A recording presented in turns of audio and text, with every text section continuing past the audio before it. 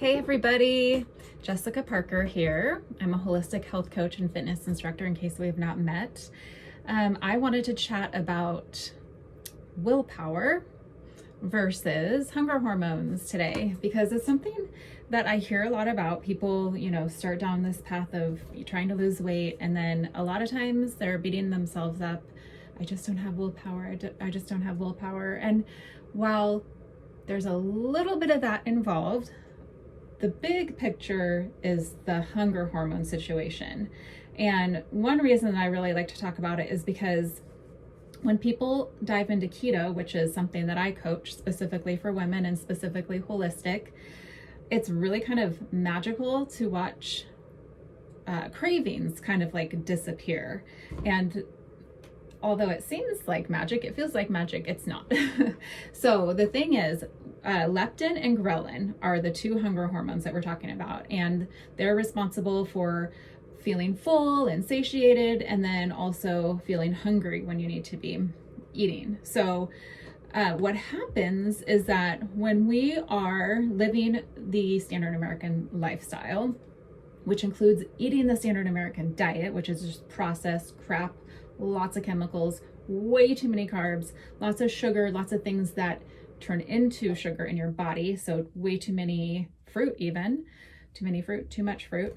When we're doing that to our body constantly, and our body is always in this digest mode, then it doesn't have time to burn through all of that, do a lot of cellular repair, and have a balanced metabolism. And your hormones, your hunger hormones, get all crazy, upside down, inside out.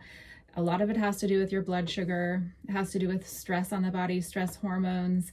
And so the standard American lifestyle is like not a ton of sleep, constantly inundated with screens and that like not natural light, just way overtaxed and multitasking. And I kind of laugh because I'm really bad about that. Exercising, probably not enough or at all, sometimes too much. And I see like those opposite extremes really, really impacting people negatively.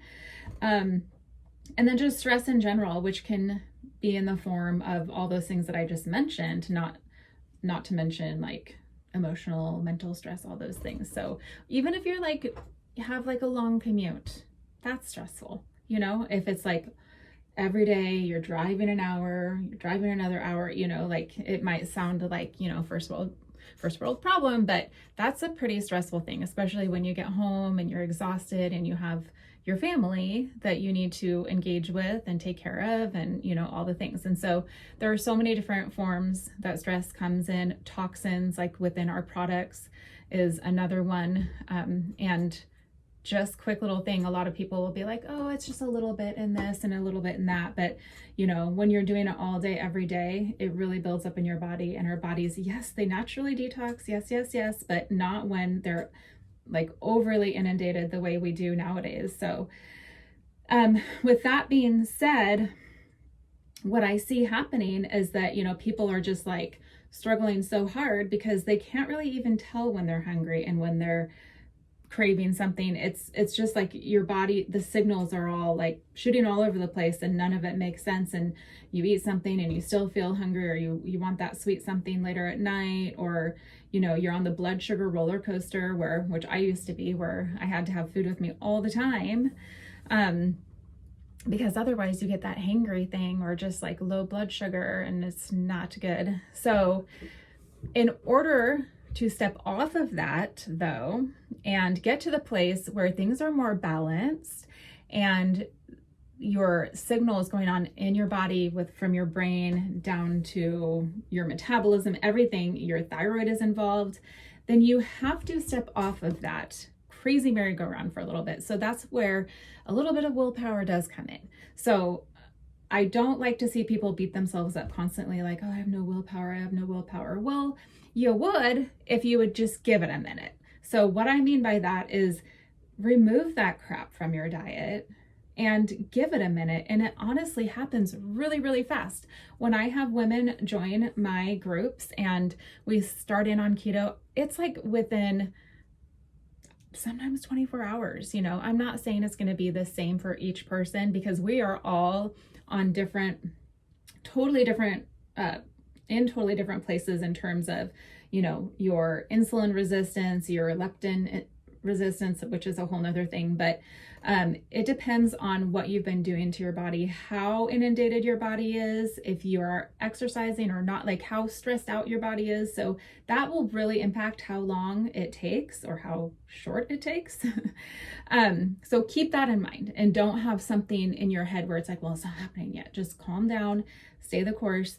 But if you can be strict about it for like just a little bit, then you can get to the point where you're like, I don't really need that willpower thing because I just don't want to eat that stuff. I'm more in tune with how my body feels, what it wants. I'm not led by all these crazy cravings that have nothing to do with actually being hungry. So you just have to give it a minute. I used to totally be on that roller coaster, absolutely 100%. And you also, when you get rid of that stuff, you just feel so freaking good that you don't want to go down that road. You really don't. And so I personally, even when I was eating more clean, I didn't realize like how much like sugar that I was putting into my body in other forms. And I didn't realize that I was on that blood sugar roller coaster because of that. I never would have thought that I would be giving up carbs the way that I have. I really like, if you had told me a few years ago, I would have been like, no. And my grip would have gotten tighter for sure. And I had every excuse under the book. But I actually did it a little gradually and kind of went paleo first and let go of like the bread and the grains but still had like lots of fruit and starchy things like that. So I will say that it probably made it a little bit easier to do that incrementally. But when you follow a keto protocol, and I'm not saying everybody needs to, but I just kind of love it. But when you do, you're eating such delicious, amazing, and nutritious, you better be, food. That's how I teach it anyway, that your body feels good and is like, thank you. And it's just one more step. It's not just removing the junk, but it's also giving your body the things that it needs. And so things regulate. Your blood sugar stops going all over the place. And that's like a trigger for those hunger hormones. And so you also, I hear a lot, I sleep better, I'm just less bloated, I have more energy. So it's like this whole thing, like all these different things going on to help support where you're supposed to be. And it just feels kind of magical, like I said before. So again, it's not magic. It is just how our bodies work. It's science. So I just wanted to break that down for you guys a little bit.